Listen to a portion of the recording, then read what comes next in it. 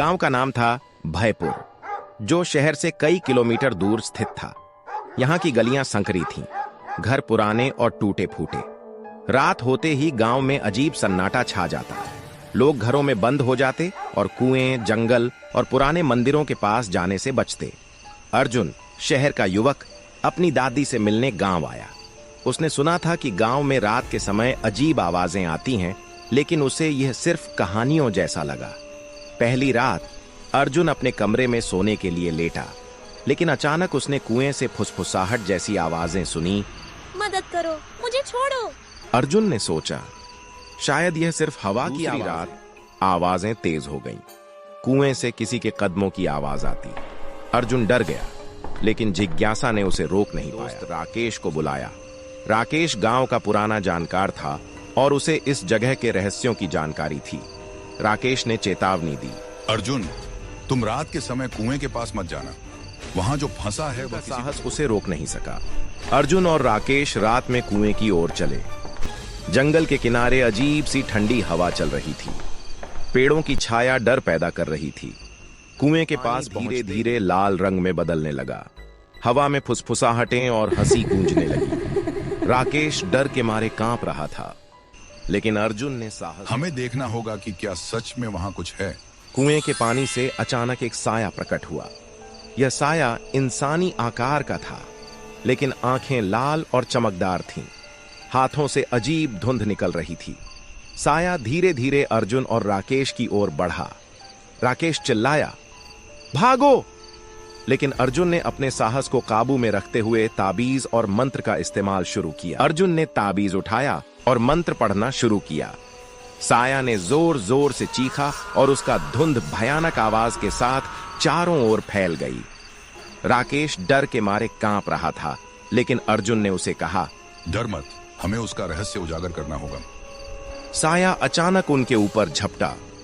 राकेश गिर पड़ा, लेकिन अर्जुन ने अपने साहस का इस्तेमाल किया। उसने ताबीज को साए के सामने रखते हुए मंत्र जारी रखा।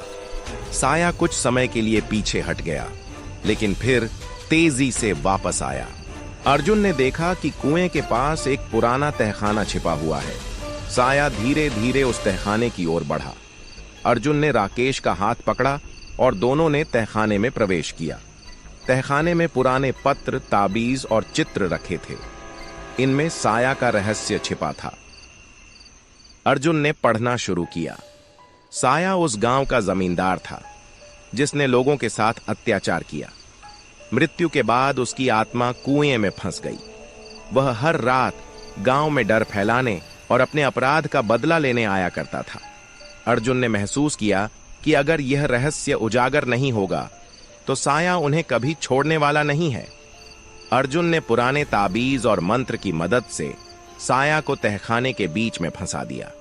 साया जोर जोर से चीखा, लेकिन अर्जुन ने अपने साहस का इस्तेमाल किया और मंत्र जारी रखा। साया धीरे धीरे कमजोर होता गया और अंत में गायब हो गया। राकेश ने राहत की सांस ली। अर्जुन ने ताबीज और दस्तावेज सुरक्षित जगह पर रख दिए, लेकिन रात की यादें और साया की परछाई उनके मन में डर और सस्पेंस के रूप में बनी रही। अर्जुन और राकेश तहखाने से बाहर निकले। जंगल में सन्नाटा था, लेकिन हवा अब भी अजीब तरह की फुसफुसाहटें ला रही थीं। अर्जुन ने महसूस किया कि साया पूरी तरह गायब नहीं हुआ था। उसकी आत्मा अब भी कुएं और पुराने घर के आसपास मंडरा रही थी। जैसे ही वे गांव की ओर लौट रहे थे, रास्ते में पेड़ अपने आप हिलने लगे। साया की आवाज हवाओं के बीच गूंजने लगी, तुमने मेरा रहस्य उजागर कर दिया, लेकिन अब तुम सुरक्षित नहीं हो। राकेश डर के मारे चिल्लाया, भागो अर्जुन! लेकिन अर्जुन ने कहा, हमें अब डरने की नहीं, सामना करने की जरूरत है। अर्जुन ने देखा कि गांव के कुछ लोग अजीब व्यवहार कर रहे थे। उनकी आंखें सुनहरी और चेहरे बेरंग, मानो कोई साया उन पर हावी हो। अर्जुन ने समझा कि साया की शक्ति केवल कुएं तक सीमित नहीं थी। अब वह गांव में फैल। गांव के मंदिर में जाकर पुराने मंत्र पुस्तक और ताबीज जुटाए। उन्होंने गांव के बीचों बीच कुएं और जंगल के रास्तों पर ताबीज रखकर साया को बंधने की कोशिश की। साया ने पूरी ताकत से हमला किया, लेकिन अर्जुन और राकेश ने मंत्र पढ़ना जारी रखा। साया ने आखिरी बार जोर जोर से चीखा। उसकी लाल आंखें अब मंद पड़ने लगीं। अर्जुन ने ताबीज को सही स्थान पर रखा और मंत्र पूरा किया। साया धीरे धीरे धुंध में घुल गया और अंततः गायब हो गया। सारा गांव शांत हो गया। गांव वालों की आंखें अब सामान्य दिख रही थीं। कुएं और जंगल का डर अब कम हो गया। अर्जुन और राकेश सुरक्षित अपने घर लौटे, लेकिन रात की घटनाओं और साया की यादें उनके मन में हमेशा डर और सस्पेंस के रूप में बनी रहीं। अर्जुन और राकेश गांव लौटे, लेकिन उन्हें लगा कि रात की भयावह घटनाएं अभी खत्म नहीं हुई हैं। गांव के बुजुर्गों ने उन्हें चेतावनी दी। जो साया फंसा था वो फिर वापस आएगा। अगर तुम सच नहीं जानते तो डर हमेशा तुम्हारे साथ रहेगा। अगली रात अर्जुन के कमरे की खिड़की अपने आप खुली। हवा के साथ फुसफुसाहटें गूंजने लगीं। तुमने मेरा रहस्य देखा, लेकिन तुमने इसे पूरी तरह उजागर नहीं किया। अर्जुन ने महसूस किया कि साया अब सिर्फ कुएं या जंगल में नहीं है, बल्कि गांव के हर कोने में उसके निशान हैं। गांव के लोग अचानक बीमार पड़ने लगे।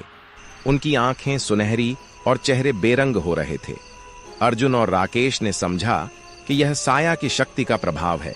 वे जान गए कि अगर इसे जल्दी खत्म नहीं किया गया तो साया पूरी तरह गांव पर हावी हो जाएगा। अर्जुन और राकेश ने मंदिर के पुराने ग्रंथों और ताबीज का इस्तेमाल करके गांव के सभी महत्वपूर्ण स्थानों पर रक्षा चक्र बनाना शुरू किया।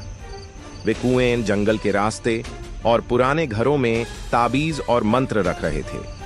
साया हर बार अपने भयानक स्वरूप में उन्हें रोकने आता, लेकिन अर्जुन और राकेश ने साहस नहीं खोया। साया ने गांव के सबसे पुराने पेड़ के पास एक भयंकर हमला किया। हवा तेज हो गई। अर्जुन ने मंत्र पढ़ना जारी रखा और ताबीज को पेड़ के चारों ओर रखा।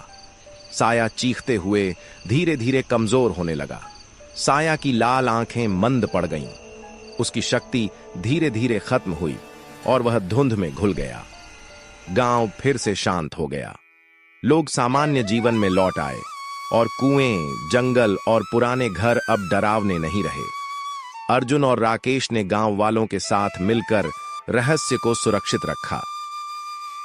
दोस्तों, अगर ये कहानी आपको रहस्यमयी लगी हो तो चैनल को लाइक करके सब्सक्राइब जरूर करें, क्योंकि आगे आने वाली कहानियां और भी हॉरर होंगी जो दिल दहला देंगी। Thank you.